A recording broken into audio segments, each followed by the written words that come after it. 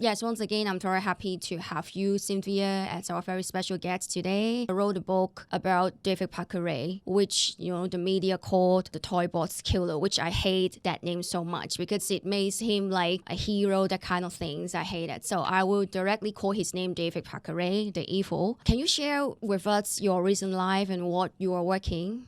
So, life didn't get much easier for me, as a matter of fact. I lost my son 6 years ago. My oldest son was killed, and his case is still open. In 2015, I got my 501c3 status, and I started a nonprofit, and I help women who are in the sex trade, are been trafficked, raped, women on the streets.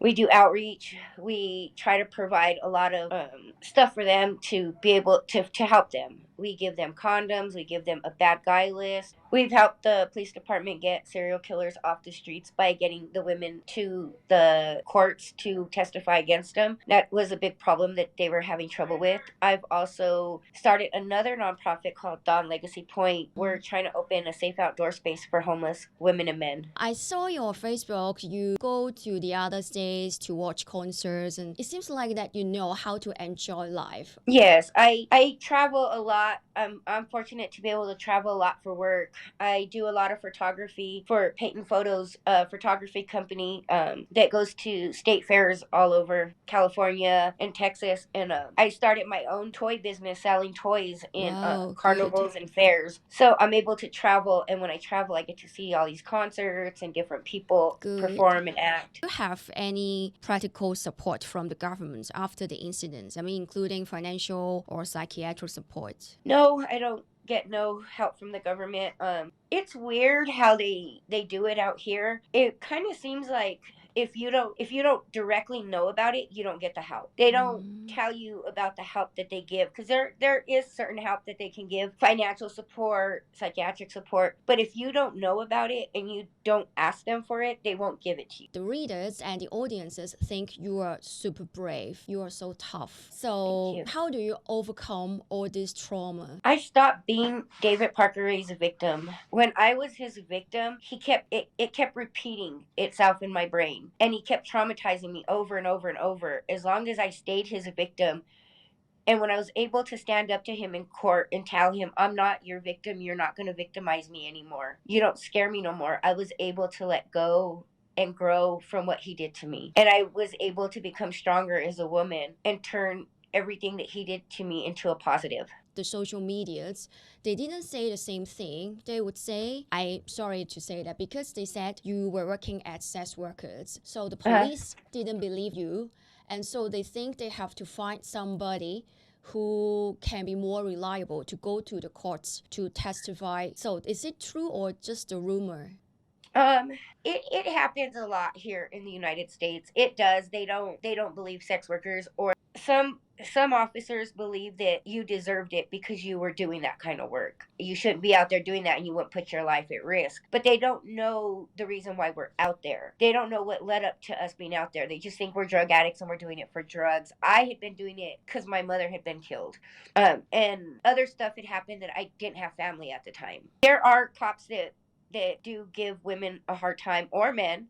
If they were attacked out being a sex worker, they're not believed. I was fortunate because of all the way it happened that day when I escaped. The 911 call was made from the house, and you could hear us fighting, because I had got the phone and called 911, and you could hear us fighting. And then I ran out, and the phone hung up, and they called her back, and they didn't believe her, so they sent an officer there, and there was just too much evidence for them not to believe me. I was real fortunate with that, but it does happen a lot.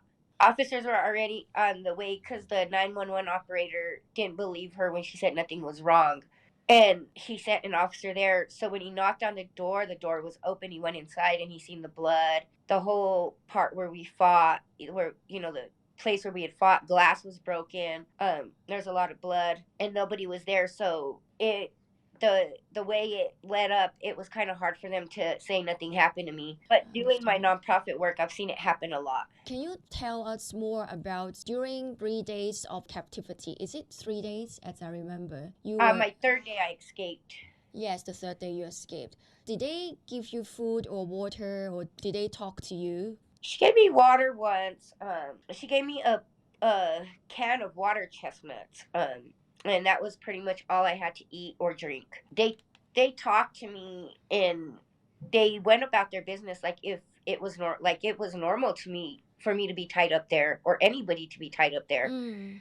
It was really weird. They acted like a normal couple that I was just like a knickknack on the stand, you know? It Mm. was like no big deal to them. I It was see. really weird. So they didn't talk to you directly or say Uh, anything? a couple of times he did. On the third day, the day I escaped, he came and he sat on the bed and he told me that I was being a good girl, and he loosened the chain from the wall, so I had a Oh. little bit more slack.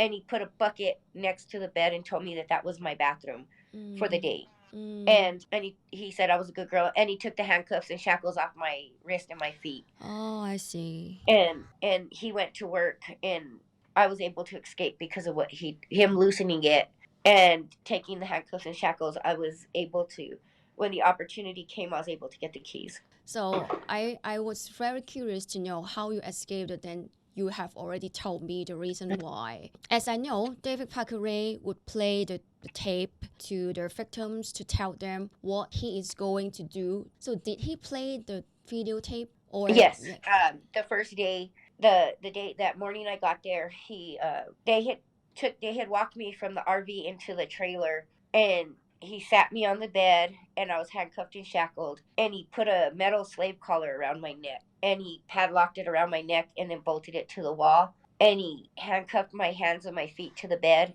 and then he played the tape. And Mm. he told me that I had to listen to it really carefully because it was going to tell me what was going to happen to me. No, he was trying to give me some alcohol, and I kept spitting it back on him. We had a couple fights in the RV because I kept spitting it back out on him, and every time he would make me try to drink it, I'd spit it out. And he told me at one time, he told me, "Trust me, you want to drink this," and I would not drink it. I kept spitting it back on him, and I didn't drink it. Come to find out that alcohol was drugged with the mind altering drug that they had. It was like phenobarbital and sodium pentanol or something like that. That Yes. would have made me forget, Mm. but I didn't drink it. Because you realized that something's weird would happen, so you didn't want to drink. Is that the reason? Yeah, I didn't want to be. I knew something was wrong. I knew something was off, and so I did not want to be altered or drunk or anything.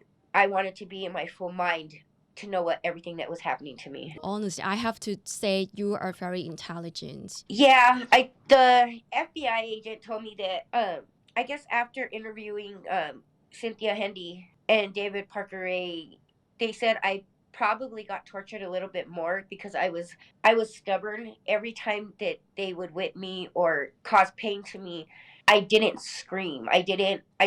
I don't know how to say it. Like, I didn't scream. I just took it because You don't want to show you are weak. I didn't want to show weakness because Mm. I knew when I showed weakness, that's what turned him on.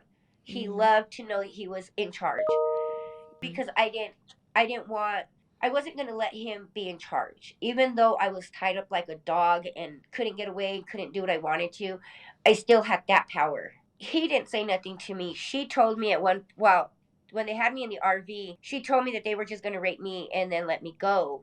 Um, but of course, after getting to the trailer and hearing the tape did tell me that I could either be killed or released. They didn't really say what they were going to do to me, if they were going to release me or not. I just knew that I was there for a reason. And I knew the reason was he didn't want to be alone while she went to Washington State to watch her daughter give birth. The police suspected that there were more than 60 victims, and most of them could not survive. So my question is, what makes you so strong to have courage to keep reminding yourself, I have to be alive? So what made you to be that strong? I can't explain it. I just knew that there was more for me, and I couldn't give up. At that time in my life, I didn't have much. I was on the streets, working girl, didn't have, making motel room payments daily by working the streets. So I didn't have much, but I knew that there was more for me to do in life. I didn't want I didn't want to leave yet. I didn't want to go. I lost my mother and I lost my best friend to killers, and I didn't want to go out like that. David Parker Ray died already, but he just died of heart attack. Some people think it's too easy for him to die like this. What do you think? At first, my first thought was he he got away easy with it, cuz he died of natural causes, you know. But then I started thinking about it more, and I was like, I'm not angry about it. And everyone was like, why? And I was like, well, you know, we taxpayers have to pay to keep him alive. We got to pay to feed him. We got to pay to house him. We got to pay for, you know, his hygiene. We got to pay for everything he doesn't. He gets to live off us for free after what he did to us. He doesn't have to work and make his own money or pay for himself to be there or figure out how to, you know, get his own food while he's there. So maybe it is better that he's gone, and it'll give, you know, the other women and the other families, you know, something that he's gone. But at least us taxpayers, you know, the taxpayers ain't keeping him alive anymore. Do you think he should have received the same kind of torture that he did to you and to the other women? At first, I did feel that way. I did feel that way at first, and I was really angry because I was like, our prison system's like a daycare. Um, they get TV, they get, you know, it's not a hard prison to do. It's not hard to do prison here. It just sucks being away from your family, you know, not being able to leave when you want. But at first I wanted him to have the same torture, but then I just wish I could have got to know more of what caused him to be that way. I don't understand what makes people do what they do. Is it pure evil? Is it something they've been through? You know, they always say that being traumatized as a kid makes you do bad stuff. But I had a really hard upbringing as a child. I was born to a very young mother. I wasn't loved by a lot of people, so I grew up really hard. I was molested by a family member. My family turned their back on me. My mom was killed by a serial killer. So, and then my best friend got murdered working the streets. So, you know, it didn't cause me to be a bad person. I'm kind of undecisive. I don't know what kind of punishment a person could have because I don't know what causes it. Is it pure evil? Is it, you know, something that is, you know, mentally wrong with them that was passed down from family? Is there, you know, it's hard to say because I don't know what makes people tick to do bad stuff. I didn't have a very good childhood as well, but didn't have any, physical abuse or sexual abuse. But I did have a very difficult childhood. You mean you got difficult times as well? And many people got difficult times when they were young, when they were small. But not everyone would be as evil as David Parker Ray. Even though you have gone through so much bad times, but you still choose to be kind. You are not hurting people. Some people would say, oh, after several years, especially it happened like more than 20 years ago. Yes. So yes, so it's time to forgive or blah, blah, blah. I don't agree. Why do we have to forgive? So I think you just follow your heart. You don't have to listen to the other people's thoughts because they are not the one who suffered from those kind of terrible torture. So they have no rights to say it. Yeah.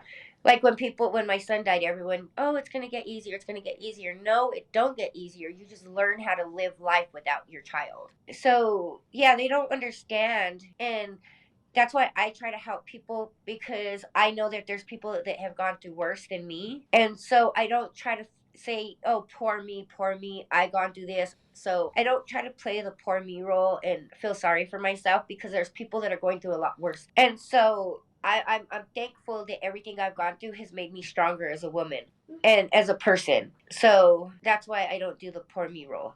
Yes, you don't want to victimize yourself. I know. No. Yes, you are so strong. What about Cindy Handy? Because she is now free from the prison. So what do you think her role? I don't know that I forgive her. I think she was a weak person. I don't think she was. People say that she was David Parker Ray's victim too. And she has said that. I don't think that she was David Parker Ray's victim, but I do think that she was a weak person. She got out. I can't remember. Maybe 3 years ago, she got out of prison. In 2018, I think it was, she got out of prison. And she went to Seattle, or not Seattle, Washington State, right outside of Seattle. And I thought she was going to have to register on the sex offender list out here, and she doesn't have. She does have to register as a sex offender. Register as a sex offender, but every time I kept looking her up, I couldn't find her on the registry. And so when I called to check if she had registered, because it would have been a violation if she didn't, she would have been rearrested. She had registered as a sex offender, but they didn't put her on the registry because there's different levels of sex offenders. I didn't know this at the time. There's different levels of sex offenders, and no matter how bad their crime is, if they don't think that they'll reoffend again or they think they're rehabilitated, they will not put them on the sex offender site. Maybe someday you will meet her in person on the streets. Are you afraid of her? I don't care about her. I care more about meeting his daughter. I think his daughter knows where some of the bodies are at. I think if David Parker Ray trusted anybody, he trusted his daughter. I think she knows where Jill Troya's at, and I think she knows where Marie Parker's at. And so I would love to give Marie Parker and Jill Troya's family closure and be able. They know what happened to them, but it's not the same as having them. So I know there's probably not much left, but I would love to give the families what's left of them back. I think it's almost the end of the interview. Do you have any special message want to talk to the public? So say anything that you like. No, I just like to thank everybody for being interested and caring about what happened and how I'm doing now. And I just want to send the message out that no matter what, you can overcome anything in life. You just got to believe in yourself, and you can overcome anything. Thank you. I don't think my life's going to get any easier. It never has gotten easier for me. I think I still have a lot of rough road to go through. But I am going to be okay.